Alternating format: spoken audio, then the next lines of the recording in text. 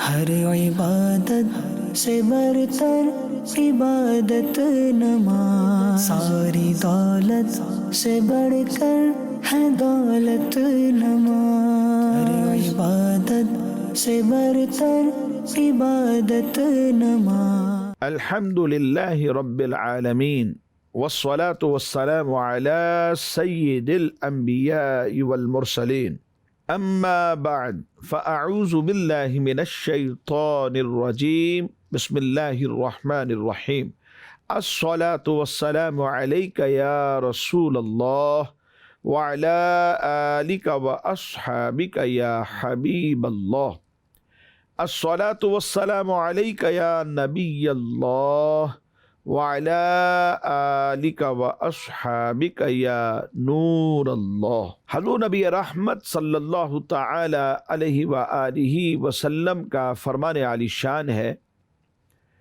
جس نے مجھ پر ایک مرتبہ درود پاک پڑھا، اللہ تبارک و تعالی اس پر 10 رحمتیں نازل فرماتا ہے، اور جس نے مجھ پر 10 مرتبہ درود پاک پڑھے تو اللہ تبارک و تعالی اس پر 100 رحمتیں نازل فرماتا ہے، اور جس نے مجھ پر 100 مرتبہ درود پاک پڑھا اللہ تبارک و تعالی اس کی دونوں آنکھوں کے درمیان یہ لکھ دیتا ہے کہ یہ نفاق اور جہنم کی آگ سے بری ہے، اور کل بروز قیامت اسے شہداء کے ساتھ رکھے گا۔ صلو علی الحبیب صلی اللہ تعالی علی محمد صلی اللہ تعالی علیہ وسلم۔ پیارے پیارے اسلامی بھائیوں اور مدنی چینل کے ناظرین، ہم آج پھر اپنے سلسلے احکام نماز میں آپ کو خوش آمدید کہتے ہیں۔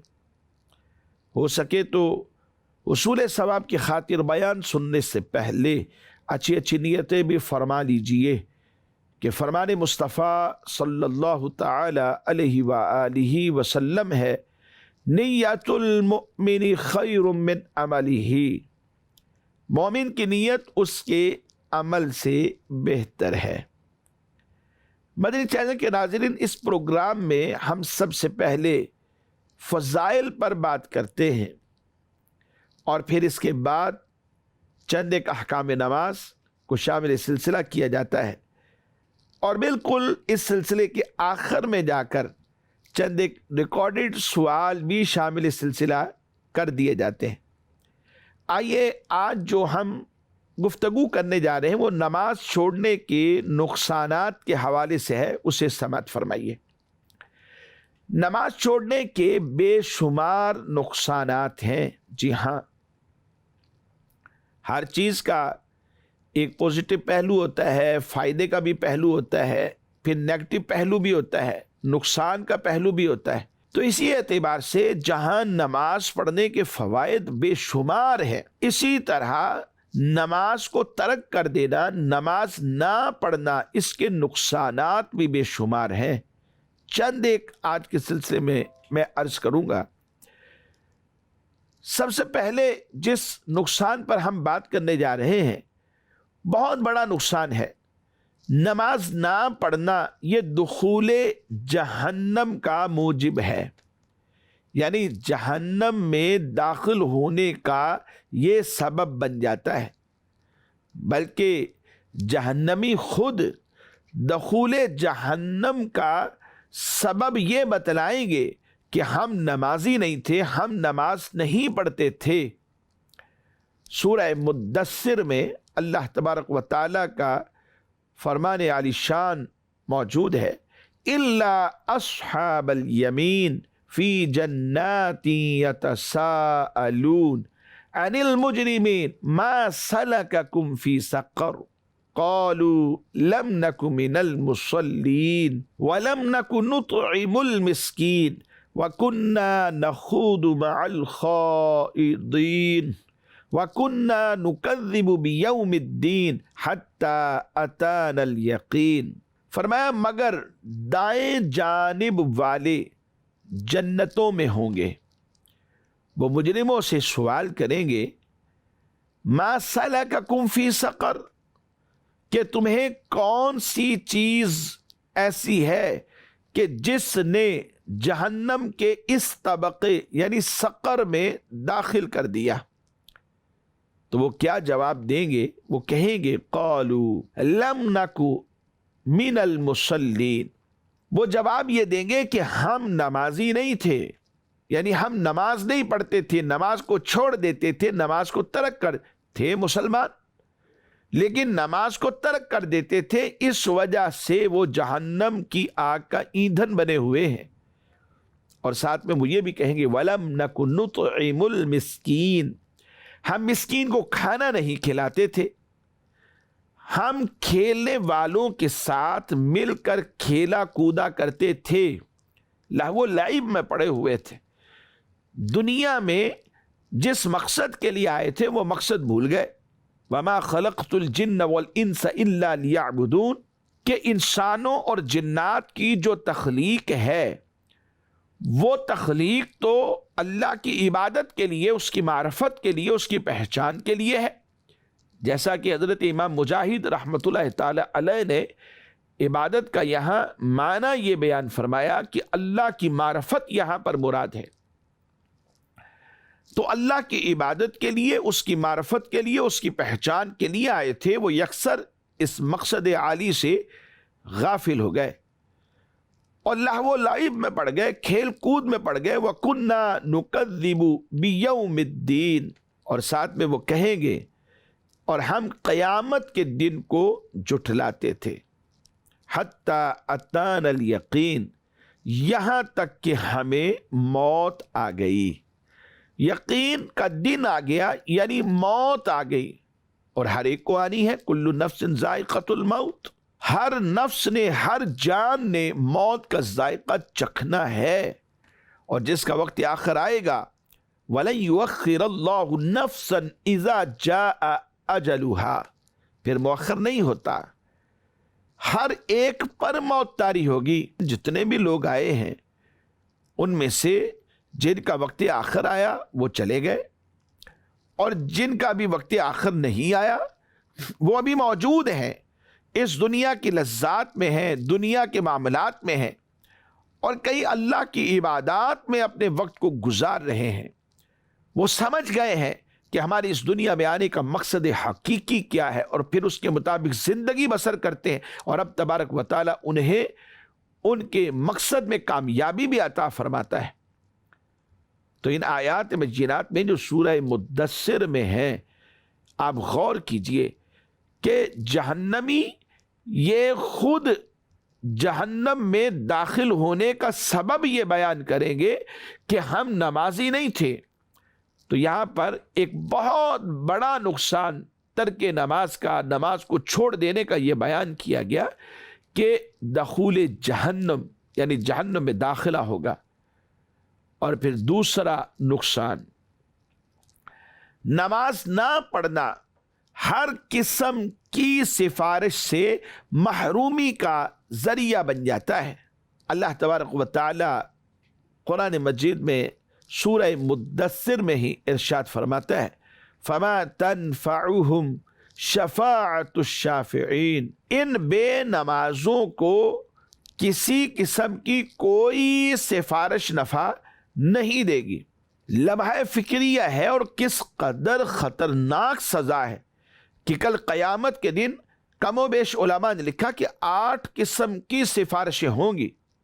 حضرت امام الانبیاء، نبی الانبیاء، محبوب خدا، خاتم النبیین، رحمت للعالمین صلی اللہ تعالی علیہ وآلہ وسلم کی سفارش، عام انبیاء کی سفارش، رسولوں کی سفارش، شہداء کی سفارش، فرشتوں کی سفارش، قرآن کی سفارش، اور نابالغ بچوں کی سفارش، مختلف قسم کی سفارشیں۔ لیکن بے نماز تمام قسم کی سفارشوں سے محروم ہو جائے۔ تو بعض علماء نے لکھا کہ اس سے مراد یہ ہے کہ جو نماز ترک کر دیتا ہے وہ سفارشوں سے بھی محروم ہو جائے گا۔ اور ایک اور نقصان، نماز میں فیل ہونے والا تمام عبادات میں فیل تصور کیا جاتا ہے، فیل کنسیڈر کیا جاتا ہے، سنن ابو داؤد شریف کی حدیث مبارک پیش کرتا ہوں. اللہ کے رسول صلی اللہ علیہ وسلم نے ارشاد فرمایا سب سے پہلے نماز کا حساب لیا جائے گا. اگر نماز میں کامیاب ہو گیا تو پھر دوسری عبادات دیکھی جائیں گی، اور اگر نماز میں فیل ہو گیا تو اللہ تبارک و تعالی فرمائے گا اس کے باقی اعمال والے رجسٹر بھی بند کر دو. یعنی جو نماز میں فیل ہو گیا وہ تمام عبادات میں فیل تصور ہے. تو مدنی چینل کے ناظرین، غور کرنے کی بات ہے کہ نماز میں کامیابی دیگر میں کامیابی کا ذریعہ بن جاتی ہے، کہ جو نماز کو ضائع نہیں کرتا وہ دیگر احکام کو بھی ضائع نہیں کرے گا. اور جو نماز کو ضائع کر رہا ہے، علماء نے لکھا کہ وہ دیگر احکام کو بدرجہ اولا ضائع کرنے والا کہلائے گا. تو اس لیے نقصانات کی طرف غور کرنا مدنی چینل کے ناظرین بہت ضروری ہے. ہم ایمان والے ہیں، ہم مسلمان ہیں، نماز پڑھنا ہم پر فرض کر دیا گیا ہے. اور دن بھر میں نمازیں ہیں ہی کتنی؟ 5 نمازیں ہیں، فجر، ظہر، عصر، مغرب اور عشاء. ان 5 نمازوں کی پابندی ایک مسلمان پر لازم ہے کہ وہ ان 5 نمازوں پر پابندی کرے. مسلمان مرد ہو یا عورت، کسی کے لیے معافی نہیں ہے. ہاں، شرعی جو آزار ہیں وہ اپنی جگہ موجود ہیں، ان سے صرف نظر اگر کرتے ہیں اور دیگر اپنے احوال کی طرف غور کرتے ہیں تو بندے پر نماز تو فرض ہے، اور یہ 5 نمازیں پڑھنا ہمارے لیے دنیا اور آخرت کی بھلائی کا سبب ہے، ورنہ کیا ہے؟ نقصان ہی نقصان ہے. تو مدنی چینل کے ناظرین، آئیے آج کے سلسلے میں ہم چند ایک سوالات بھی شامل کرتے ہیں، احکام نماز بھی شامل کرتے ہیں. اور آج ہم گفتگو کریں گے نماز اشراق و چاش کے احکام کے حوالے سے. سب سے پہلے جو سوال آج کے سلسلے میں ہم شامل کرنے جا رہے ہیں وہ اس طرح ہے کہ نماز اشراق و چاش کی فضیلت کیا ہے؟ جی ہاں، فضیلت پتہ ہوگی تو انسان آگے بڑھتا ہے.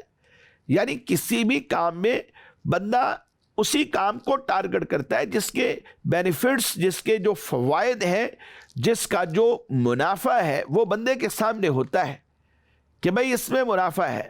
کام 2 دے دیے گئے، ایک میں 10 روپے بچیں گے، دوسرے میں 50 بچیں گے، تو ڈیفینیٹ کہ انسان کوشش کرتا ہے کہ میں 50 کی طرف آگوں، یعنی مجھے نفع زیادہ مل جائے. اور نفع سامنے رکھ کر پھر ٹارگٹ کیا جاتا ہے، اور پھر انسان اپنے ٹارگٹ کو پا بھی لیتا ہے. تو فضیلت اگر پتہ ہو کہ جزا کیا ہے تو پھر انسان اس کے اوپر کوشش بھی کرتا ہے. تو نماز اشراق و چاش کی فضیلت کیا ہے؟ فرسٹ آف آل یہ جاننا ضروری ہے. احادیث مبارکہ میں ان کے مختلف فضائل موجود ہیں، مختلف برکات ان کی موجود ہیں. ان میں سے بعض تو عمومی فضائل ہیں، جن میں سے بعد نماز فجر اسی جگہ پر بیٹھے رہنا، کہ جس جگہ پر نماز فجر ادا کی ہے، اور پھر ذکر میں مشغول رہنا، اس کی قید نہیں ہے. یعنی یہ فضائل عمومی ہیں کہ نماز فجر کے بعد اسی جگہ بیٹھ کر ذکر اذکار میں مشغول رہنے کی قید نہیں لگائی گئی. جیسے اس نماز کی ادائیگی سے اعضاء کا صدقہ ادا ہو جاتا ہے، اور تمام ضرورتوں اور حاجتوں کے لیے اللہ تبارک و تعالی کافی ہے. یہ بھی فوائد نصیب ہوتے ہیں. اور ہر ناپسندیدہ چیز سے بندے کی حفاظت ہو جاتی. اشراق و چاش سے یہ فوائد بھی نصیب ہوتے ہیں. یہ عمومی فضائل ہیں، لہذا یہ فضائل و برکات تو ہر اس مسلمان کو حاصل ہو جائیں گے جو اس نماز کی ادائیگی کرے گا، اگرچہ کہ وہ بعد نماز فجر کسی جائز دنیاوی کلام یا کسی جائز دنیاوی کام کے اندر ہی کیوں نہ مشغول ہو گیا ہو. اسی جگہ بیٹھا رہنا اس میں ضروری نہیں. یہ عمومی فضائل ہیں، جبکہ خصوصی فضائل بھی کچھ ہیں، جن میں سے بعد نماز فجر وقت نماز اشراق اور چاشت ہو جانے تک اپنی نماز کی جگہ پر بیٹھا رہنا اور ذکر اذکار کے اندر مشغول رہنا، اس کی قید موجود ہے. یہ خصوصی فضائل ہے. پھر اس میں اللہ رب العزت کی طرف سے اسے کیا ملتا ہے؟ کامل حج اور عمرہ کا ثواب، اور اس کی ادائیگی کی برکت سے بندہ کثیر گناہوں کی معافی بھی رب کائنات کی بارگاہ سے حاصل کر پاتا ہے۔ تو اس طرح کی احادیث مبارکہ میں اصل مقصود کیا ہے؟ قعود یعنی بیٹھنا نہیں ہے، بلکہ اس پورے وقت میں خیر و ذکر میں مشغول رہنا، یہ مقصود ہے۔ یعنی بندہ صرف بیٹھا ہی رہے، بھائی بیٹھے ہیں تو کیا کر رہے ہیں؟ بیٹھے ہیں تو ذکر اذکار میں مشغول رہیں، چاہے اسی جگہ پر بیٹھ کر ذکر کرتا رہے یا اس جگہ سے اٹھ کر مسجد کے کسی بھی حصے میں ذکر میں مشغول رہے، بلکہ اگر ذکر میں مشغول رہتے ہوئے اپنے گھر ہی آ جائے اور یہی نماز اشراق اور چاشت ادا کر لے تب بھی فضیلت حاصل ہو جاتی ہے۔ ہاں، افضل اور مستحب یہی ہے کہ جہاں نماز فجر پڑھی وہیں بیٹھ کر ذکر میں مشغول رہے، کہ اولاً تو حضور نبی پاک صلی اللہ تعالی علیہ وآلہ وسلم کا مبارک جو طریقہ کار تھا وہ یہی تھا۔ اس لیے ہم نے کہا کہ افضل اور مستحب یہی ہے کہ جس جگہ پر نماز فجر ادا کی ہے وہیں پر بیٹھا رہے، نبی علیہ السلام کی سنت کا ثواب مل جائے گا، آپ کا طریقہ یہی تھا۔ اور ثانیاً یعنی دوسری اگر اعتبار سے ہم دیکھتے ہیں تو نبی پاک صلی اللہ علیہ وسلم نے اس عمل کو پسند بھی فرمایا۔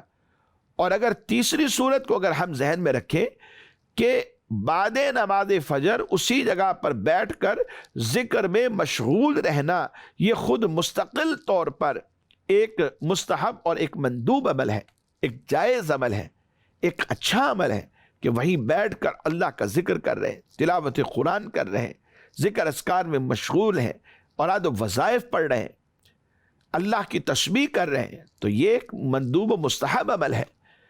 تو یہ عمومی فضائل بھی ہیں اور خصوصی فضائل بھی، ان کو اگر ذہن میں رکھا جائے اور اس کے مطابق آگے بڑھ کر نماز اشراق اور چاشت کی تیاری کی جائے تو ثواب ہی ثواب ہے۔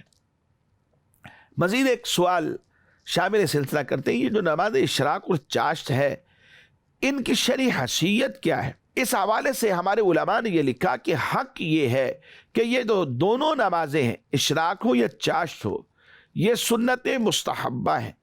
نماز اشراق مسجد میں ادا کرنا یہ بہتر ہے، اور چاشت کو گھر میں جا کر پڑھنا یہ بہتر ہے۔ اشراق کی 2 رکعتیں اور چاشت کی 4 رکعتیں، جبکہ رکعتیں اس سے زیادہ بھی بیان کی گئیں، جیسے مثال کے طور پہ چاشت کے حوالے سے 8 رکعتیں بھی بیان کی گئی، 12 رکعتیں بھی بیان کی گئی، اور زیادہ تر نبی پاک صلی اللہ علیہ وسلم کا جو معمول ہے وہ 8 رکعتوں کا رہا۔ 4 بھی پڑھ سکتے ہیں اور 2 بھی پڑھ سکتے ہیں، 2 رکعتیں اشراق کی اور 2 رکعتیں چاشت کی، تو اس طرح بھی اشراق اور چاشت پڑھنے والے کہلائیں گے۔ مدنی چینل کے ناظرین، اس سلسلے کو ہم جاری رکھیں گے۔ مزید آج کے سلسلے میں ہم چند ایک ریکارڈڈ سوال بھی شامل کرتے ہیں۔ جی سوال چلائیے۔ میرا نام محمد فیضان ہے۔ مفتی صاحب کی بارگاہ میرا سوال عرض ہے، اگر مقتدی قاعدہ علم میں تشہد پڑھ رہا ہو اور امام صاحب تشہد پڑھ کر کھڑے ہو جائیں تو مقتدی کو امام صاحب کی پیروی کرنا چاہیے یا تشہد پڑھ کر کھڑا ہونا چاہیے؟ براہ کرم رہنمائی فرمائیے۔ مقتدی پر امام کی پیروی کے حوالے سے ویسے تو حکم یہ ہے کہ مقتدی کو چاہیے کہ بغیر تاخیر کیے امام صاحب کی پیروی کرے، یہ اس کے اوپر واجب ہوتا ہے۔ لیکن اگر کسی شرعی ضرورت کی وجہ سے مقتدی امام صاحب سے کسی رکن میں پیچھے رہ جاتا ہے اور بعد میں وہ رکن ادا کرتا ہے تو امام صاحب کے ساتھ مل جائے گا، تو ایسی صورت کے اندر نماز اس کی درست ہو جاتی، کیونکہ یہ ایک شرعی ضرورت ہے اور اس کی شریعت کی طرف سے اسے اجازت بھی ہے۔ مثال کے طور پہ مقتدی نے ابھی تشہد مکمل نہیں کیا تھا، قاعدہ اولا پڑھ رہے تھے، اور قاعدہ اولا میں تشہد جو پڑھا جا رہا تھا ابھی مقتدی نے کمپلیٹ نہیں کیا اور امام صاحب نے اللہ اکبر کہہ کر تیسری رکعت شروع کر دی، تو امام صاحب جب تشہد پڑھ چکے یہ اس کے بعد کھڑے ہو گئے، تو اب مقتدی کو کیا کرنا ہے؟ تو مقتدی کو چاہیے کہ تشہد مکمل کر کے پھر اس کے بعد کھڑا ہو، کہ یہ جو تاخیر اب مقتدی کرے گا یہ شرعی ضرورت کی بنا پر ہے، اور اس طرح نماز اس کی درست ہو جائے گی۔ تو شرعی ضرورت کی بنا پر اگر مقتدی سے تاخیر ہوتی ہے تو کوئی حرج نہیں، ورنہ اوورآل اگر دیکھا جائے تو مقتدی پر بغیر تاخیر کیے امام صاحب کی اقتداء کرنا واجب ہوتا ہے، لیکن اس صورت میں اسے اجازت ہے۔ مزید سوال چلائیے۔ میرا نام عمران اتاری ہے اور میرا مفتی صاحب کی خدمت میں سوال عرض ہے کہ اگر فجر کی جماعت کھڑی ہو اور سنتیں ابھی رہ گئی ہوں اور یہ یقین ہو کہ اگر سنتیں ادا کرے گا تو فجر کی جماعت مکمل ہونے سے پہلے پہلے وہ فجر کی جماعت میں شامل ہو جائے گا، لیکن بعض لوگ یہ کہتے ہیں کہ جہاں تک امام صاحب کی قرات کی آواز جاری ہے وہاں تک کھڑے ہو کر 2 سنتیں ادا نہیں کی جا سکتی، اس حوالے سے شرعی رہنمائی عطا فرما دیں۔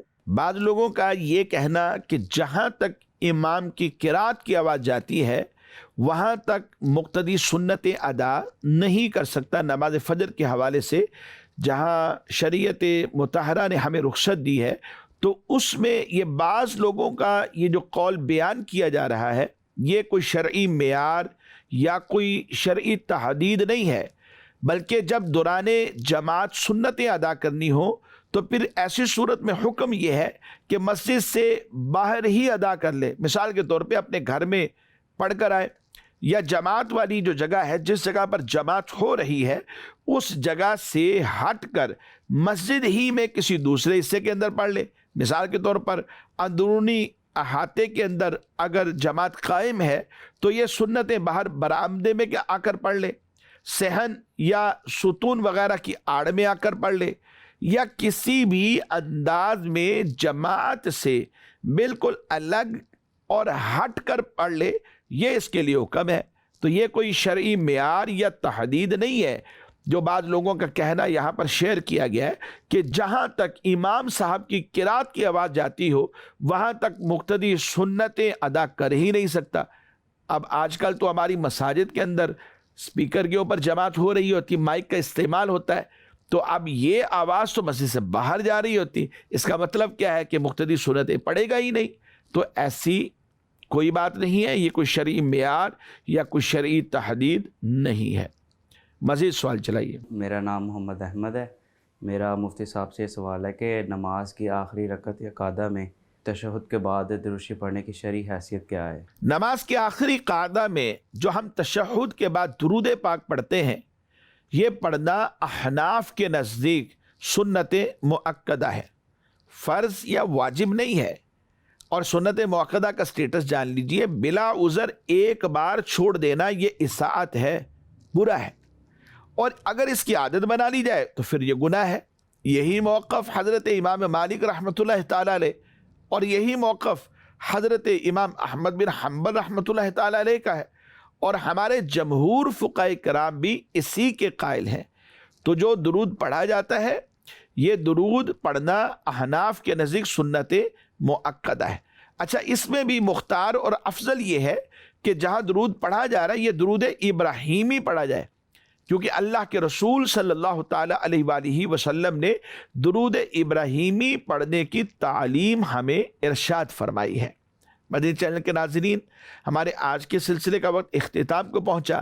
ہم آپ سے اجازت چاہتے ہیں، دعا گو ہیں اللہ کریم ہم سب کو ان تمام احکام و مسائل پر عمل کرنے کی بھی توفیق عطا فرمائے، آمین بجاہ النبی الامین صلی اللہ تعالی علیہ وآلہ وسلم۔ ہر عبادت سے برتر عبادت نماز، ساری دولت سے بڑھ کر ہے دولت نماز، ہر عبادت سے برتر عبادت نماز۔